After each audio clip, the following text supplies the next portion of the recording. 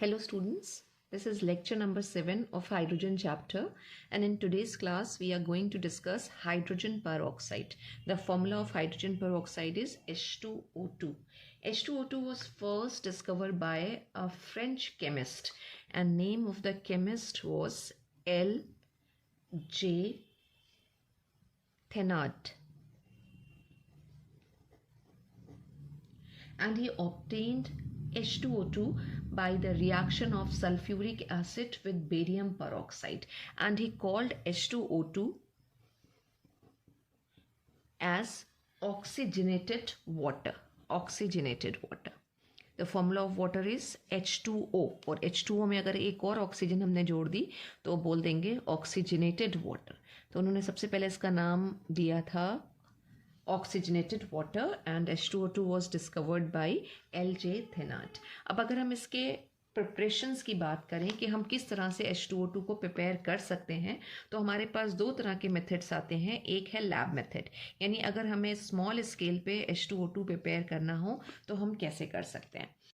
First method जो है वो है अगर हम बेरियम पेरोक्साइड की रिएक्शन H2SO4 के साथ कराएं तो हमें मिलेगा hydrogen peroxide, right. Hydrated barium peroxide हम यहाँ पे लेते हैं, तो बेरियम पेरोक्साइड का formula is BaO2 and 8H2O. अब इसकी रिएक्शन अगर हम सल्फ्यूरिक एसिड के साथ करा रहे हैं, H2SO4 के साथ करा रहे हैं, डाइल्यूट सल्फ्यूरिक एसिड लेते हैं, तो we will gate BaSO4 plus H2O2 और बाकी जो वाटर है यहाँ पे वो 8H2O के फॉर्म में आ जाएगा.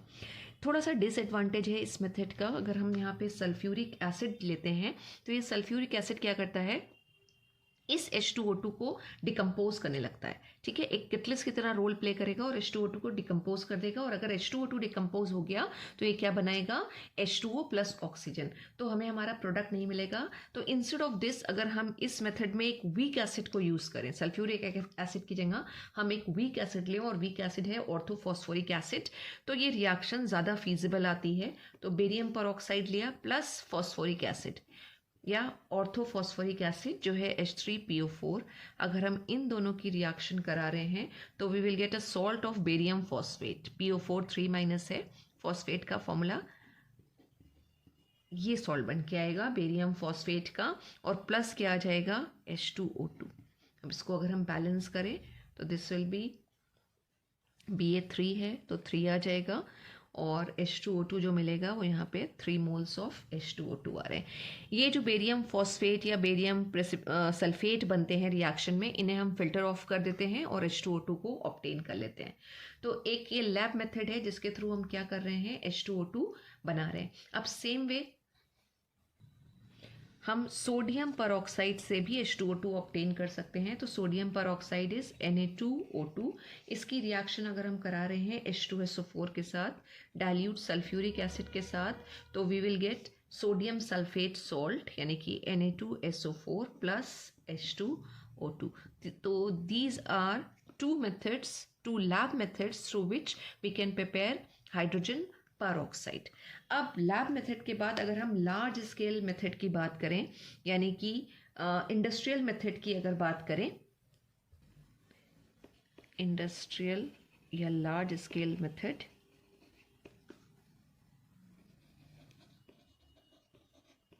तो इसमें फर्स्ट मेथड जो है वो है by auto oxidation of 2-alkyl एंथ्राक्विनॉल.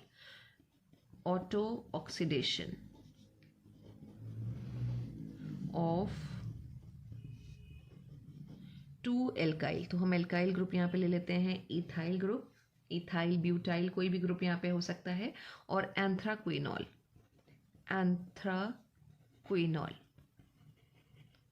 Right. हम इसके ऑक्सीडेशन से, एयर ऑक्सीडेशन से भी हम H2O2 प्रिपेयर कर सकते हैं. तो 2-इथाइल एंथ्राक्विनॉल का स्ट्रक्चर कैसे आएगा, एंथ्राक्विनॉल एंथ्रासीन से डेवलप होता है या एंथ्रासीन का डेरिवेटिव है, और एंथ्रासीन में 3 फ्यूज्ड बेंजीन रिंग रहती हैं. ये 3 फ्यूज्ड बेंजीन रिंग है, राइट. ये आ जाएगा, ये आ गया और ये आ गया. ये सेकेंड कार्बन है, फर्स्ट के बाद ये सेकेंड कार्बन होगा, इसके साथ हमें इथाइल ग्रुप लगाना है, तो ethyl group is C2H5.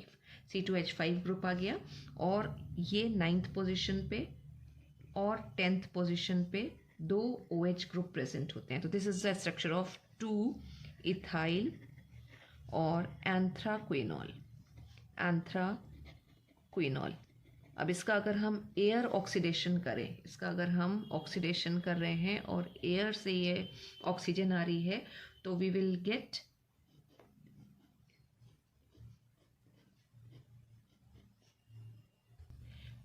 To ethyl anthraquinone का स्ट्रक्चर आएगा। अगेन 3 फ्यूज्ड बेंजीन रिंग रहेंगी और ये कीटोनिक ग्रुप आ गया यहाँ पे, राइट। और अगेन ये जो सेकेंड कार्बन है इस पर हमने C2H5 लगा दिया, तो ये हमें मिल रहा है क्या, this is 2 ethyl anthraquinone plus H2O2, हमें हमारा प्रोडक्ट मिल जाएगा H2O2। अब वापस अगर हम 2 इथाइल एंथ्राक्विनोन का रिडक्शन कर दें, राइट, अगर हम रिडक्शन कर रहे हैं यानी हाइड्रोजन के साथ इन प्रेजेंस ऑफ पैलेडियम अगर हम इसका रिडक्शन कर रहे हैं तो हमें एंथ्राक्विनोल मिल जाएगा। तो प्रोसेस पूरा चलता रहता है, एंथ्राक्विनोल से एंथ्राक्विनोन बनेगा अलॉन्ग विद H2O2, और एंथ्राक्विनोन को वापस हम किस में कन्वर्ट कर लेंगे, 2 इथाइल एंथ्राक्विनोल में। तो एक मेथड ये है कि अगर हम ऑटो ऑक्सीडेशन कर रहे हैं इथाइल एंथ्राक्विनोल का, तो we are getting our product H2O2। Second method है इलेक्ट्रोलिटिक प्रोसेस। इलेक्ट्रोलिटिक प्रोसेस यानी इलेक्ट्रोलिटिक प्रोसेस से भी हम H2O2 प्रिपेयर कर सकते हैं, और यहाँ हम इलेक्ट्रोलिसिस किसकी करते हैं, 50% सल्फ्यूरिक एसिड की। लो टेम्परेचर पे प्लैटिनम इलेक्ट्रोड लगा के हम इलेक्ट्रोलिसिस का प्रोसेस करते हैं। तो जो H2SO4 है ये डिसोसिएट होगा और ये आयंस प्रोड्यूस करेगा 2H प्लस 2HSO4 माइनस, ये आयंस आ जाएंगे। अब आयंस जो है रेस्पेक्टिव इलेक्ट्रोड पे मूव करेंगे। अगर हम एनोड की बात करें, एनोड पे बाई सल्फेट आयंस या HSO4 माइनस आयंस जाएंगे। ये HSO4 माइनस आयंस जाके डिस्चार्ज होंगे और ये किस में कन्वर्ट हो जाएंगे, पर ऑक्सी डाई सल्फ्यूरिक एसिड में, H2S2O8। This is peroxydisulphuric acid plus 2 electrons, right. अब ये जो पर ऑक्सी डाई सल्फ्यूरिक एसिड मिला है इसको हम डिस्टिल करते हैं, ठीक है, हाइड्रोलिसिस कराएंगे इसकी, और हाइड्रोलिसिस करा के हमें मिलेगा 30% H2O2।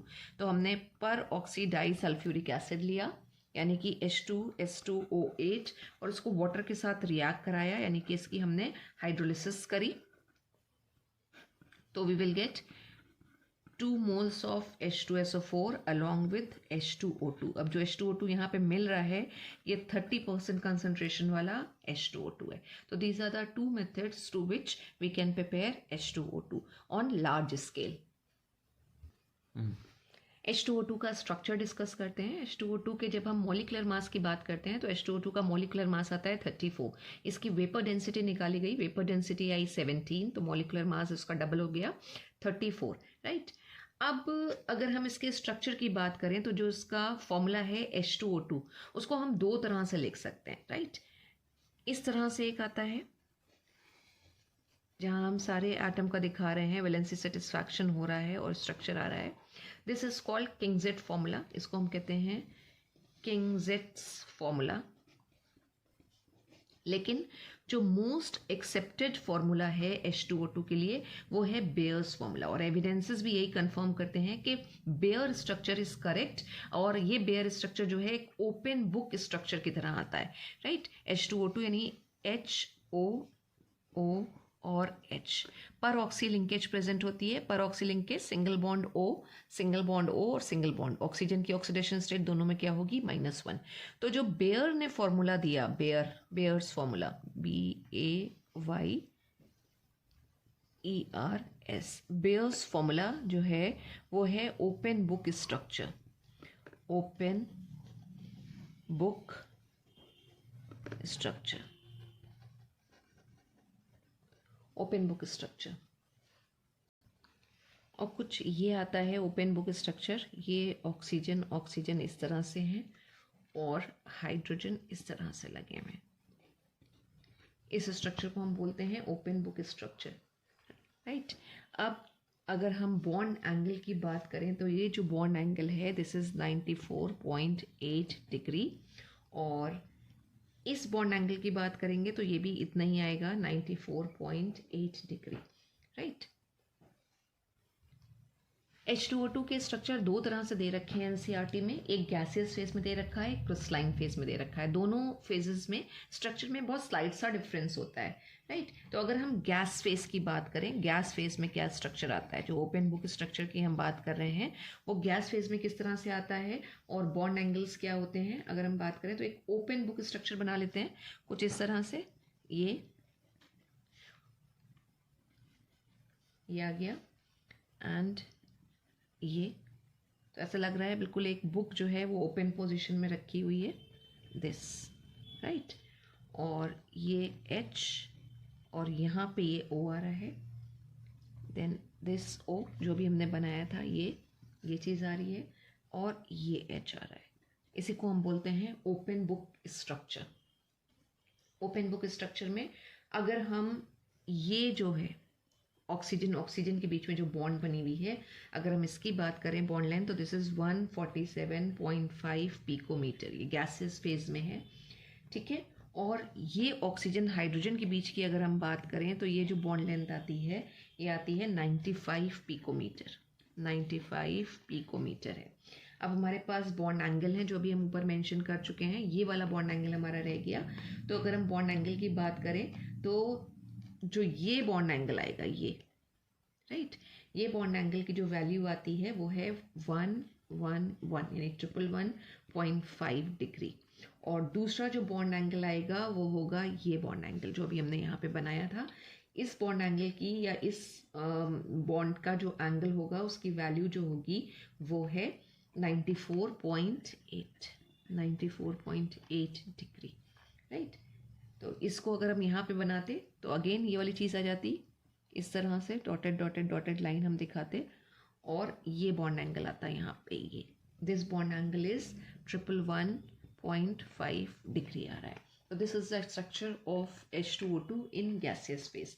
H2O2 के अगर क्रिस्टलाइन फेज में हम स्ट्रक्चर की बात करें तो वैल्यूज थोड़ी डिफरेंट आ रही हैं। यू कैन सी ये जो बॉन्ड लेंथ थी 95 पिकोमीटर, ये यहाँ पे 145.8 पिकोमीटर है।